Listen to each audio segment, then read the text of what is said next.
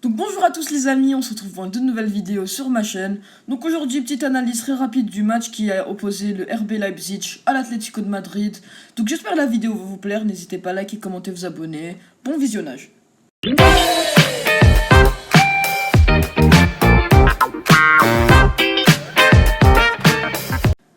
Donc déjà avant le match, on a pu apercevoir que la composition était très défensive du côté de Leipzig avec 3 défenseurs centraux et 2 latéraux.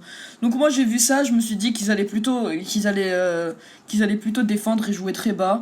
Et moi je pensais que ça allait pas être un beau match parce que j'ai vu que parce que l'Atlético il joue aussi très très bas, donc je me suis dit deux équipes qui jouent bas, il y aura pas beaucoup de jeux donc ça va être très ennuyant. Au contraire, je me suis trompé. Dès les premières secondes, l'Atlético a commencé à descendre déjà. Et Leipzig pressait très très haut avec ses défenseurs qui restaient toujours en bas et les attaquants qui faisaient que presser de la défense et parfois le gardien. Donc ce que j'ai aimé chez Leipzig, c'est qu'ils variaient beaucoup entre la défense et l'attaque. Donc ils arrivaient à bien défendre et se replier quand l'Atlético attaquait. Ils arrivaient surtout à faire du pressing et à faire des attaques bien construites avec des passes qui partaient de la défense parfois. Ou bien des longues passes qui venaient par exemple Upamecano. Donc voilà pour le Leipzig. Donc aussi de l'Atlético, pour moi j'ai pas trop aimé. Ils ont joué un peu trop bas à mon goût parce que d'habitude ils jouaient un petit peu plus haut. Donc ils ont joué très très bas tout le match pour moi. Sauf quand Leipzig avait marqué, ils ont commencé à presser et à tenter plein de trucs. Et la rentrée de Joao Félix, ça fait beaucoup de bien à cette équipe de l'Atlético.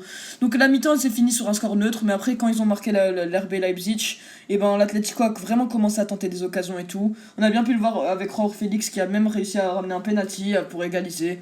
Mais RB Leipzig qui marque vers les dernières minutes de ce match. Donc pour moi, RB Leipzig, c'est une victoire méritée. D'ailleurs, les gars, dans ma vidéo pronostic, j'avais pronostiqué que Leipzig pouvait faire la surprise et s'imposer contre l'Atlético. D'ailleurs, les gars, n'hésitez pas à aller la voir, je mettrai le lien en description. Donc c'était vraiment un beau match pour moi, c'était vraiment bien à voir parce que Leipzig jouait très haut sur le terrain, tandis que l'Atlético jouait très bas. Mais Leipzig a eu la possession de balle, il y a eu le plus de possession pendant tout le match. Mais par contre, l'Atlético a eu beaucoup plus de pourcentage sur les duels aériens et les duels normaux. Donc voilà, bon, maintenant je vais vous donner mes 3 joueurs qui m'ont plu pendant ce match. Donc il y en aura 2 de la RB Leipzig et un joueur de l'Atlético. Donc je vais commencer par les 2 joueurs de Leipzig. Donc sans surprise, je vais mettre Campbell. Pour moi, Campbell, il a été sur tous les ballons, il a été vraiment très fort sur ce match. Ensuite, je vais mettre Upamecano, le défenseur central. Lui, c'est vraiment mon coup de cœur de ce match parce qu'on a bien pu le voir, il défendait très bien sur ses appuis. Il arrivait à bien jouer balle au pied et monter un petit peu pour passer la balle au milieu de terrain. Surtout, grosse qualité d'Upamecano, c'est les passes longues. Il arrive à faire des passes vers ses attaquants ou c'est le milieu offensif.